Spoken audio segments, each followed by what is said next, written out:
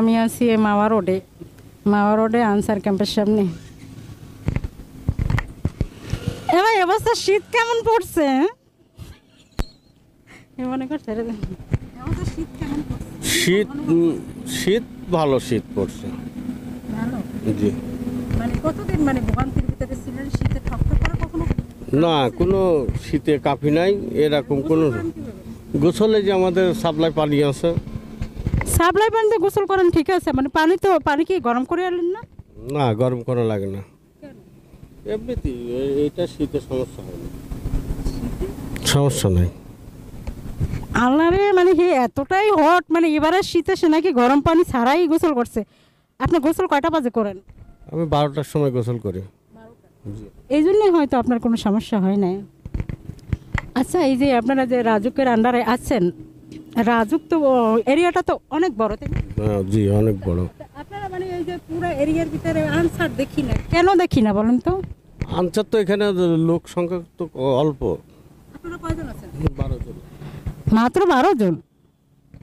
এই 12 জনে কোন জায়গা পাহারা দেন? এই ভিতরে টহল ডিউটি করা হয়, এখানে করা হয়। সবাই কি দিনের বেলায় না রাতে শিফটি বাই শিফটি ডিউটি করা হয়। 24 ঘন্টা? কমান্ডার পিসি এপিসি দুইজন কমান্ডার, আর আনসার 10 জন। 2 জন কমান্ডার, 2 জন নাম বলেন তো? একজনের নাম আশরাফুল ইসলাম পিসি আর এপিসি এ নাম, আর বাকি আনসার। মানে আশরাফুল ইসলাম, মানে ওনাকে তো আমি চিনি, কিন্তু আরেকজনের নাম কি? আরেকজনের নামুন। জি, এই 2 জন কমান্ডার কোন জায়গায় থাকে? এদের রুম কোথায়? এখানে থাকে। এই পাশাপাশি? জি জি। আপনার নাম কি? আমার নাম মধুমিয়া। মধুমিয়া, আপনার বাড়ি কোথায়? কুষ্টিয়া। জি। দর্শক, আমি একজন আনসার, মানে আপনি কোন পদে আছেন? আনসার কি গানম্যান? জি, মানে এই যে বন্দুক আছে গানম্যান? এটা আপনার কথা আমি বুঝতে পারলাম না। গানম্যান মানে বন্দুক যে কাঁধে নিয়ে হাঁটছেন, আপনি কি গানম্যান? জি। ওকে।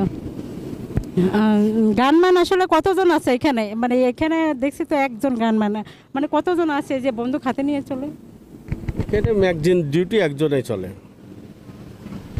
ঠিক আছে। আর লাঠি বাকিটা আপনার লাঠিতে ডিউটি করে, শর্ট লাঠি। হ্যাঁ, বাসি লাঠি। না না, এই যে সিভিলে যাইতে আছে, এনার কি ডিউটি নেই? এনার ডিউটি কি রাইতে? টহল ডিউটি শেষ করছে, আর টহল আবার বাকি লোক ডিউটি করবে আবার 10টার সময়। এখন বললেন যে দুইজন মানে কমান্ডার, তো ওরা কই গেছে? মানে একজন তো গেছে, আর একজনও আছে, ভিতরে আছে।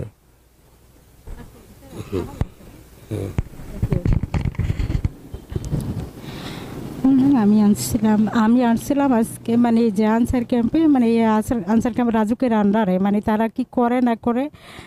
এ ভাই, আপনারা থাকতে মানে এখানে কিভাবে ছিনতাইকারী হয় এটা একটু বলবেন আমাকে? ছিনতাইকারী ধরেন আগে হয়েছে, আমরা তো নতুন আসছি এখন, আর এটা এখনই আর দেখা যায় না। হয়তো ভিতরের ওই সাইডে রাত্রি, হয়তো গভীর রাত্রি তো আর ওখানে যায় না কেউ।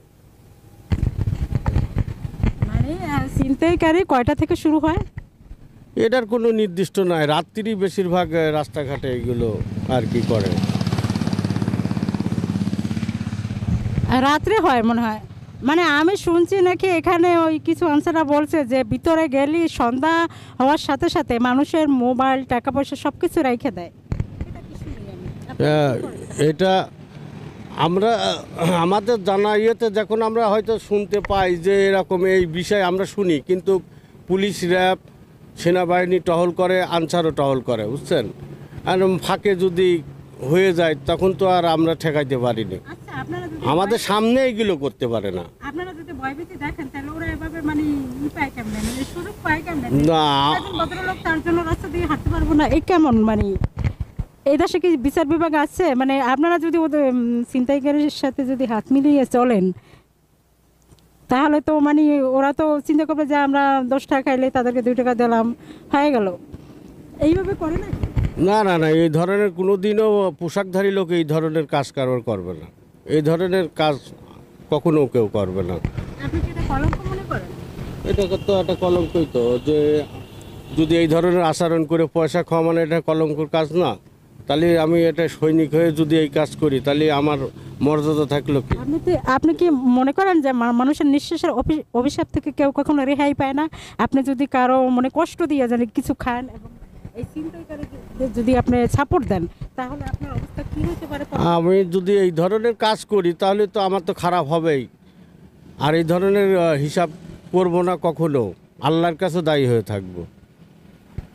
আমার কাজ ঠেকানো, যে যদি দেখি কোনো খারাপ কাজ করছে কেউ, এটা যাই ঠেকানো।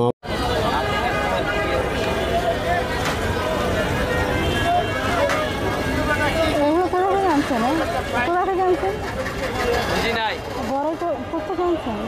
বড়ি 120 টাকা কোন জেলা থেকে? বড়ি এটা শিওর জানি না, এটা শিওর জানি না।